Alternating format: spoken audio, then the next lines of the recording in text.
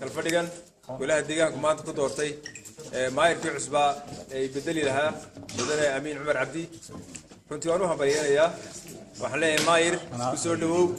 gacmo furan ku soo dhawow aniguna maanta laga bilaabo insha Allah waxaan la wareegi doonaa hadii ilaahay wixii maanta ka dambeeya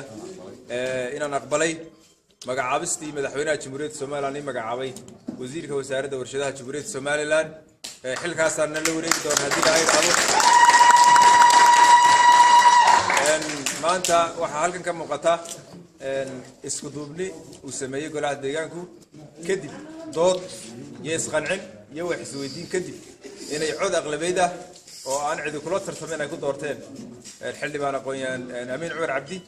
waxaan leenahay ilaahay xilkaa ku asturo reegibina waxa ka codsanayaa inay maayirka cusub la shaqeeyaan inay gacmihiisa noqdaan golahana waxaan u sheegi lahaa inay la shaqeeyaan oo maayirka cusub ee la doortay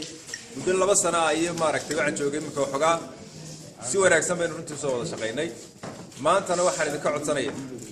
waxaynu u baahannahay waa horumar haddaynan la shaqeyn maayirka cusub oo inaan barbar istaagin oo inaan wixii maaragtay toosan u tilmaamin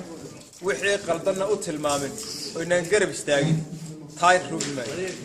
waxa markaa wax lagu gaaro waa isku duubnida wada jirka iyo midnimada waxaan markaa insha Allah si dhaqso ah u diyaarin doonaa xil wareejintii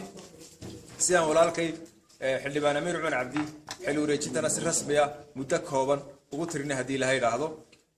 anigoo imika ah wasiirka wasaaradda warshadaha xilkaana aqbalay lana wareegi doona waxaan hadalkay ku soo gabagabeynayaa midnimo wada shaqeyn iyo guul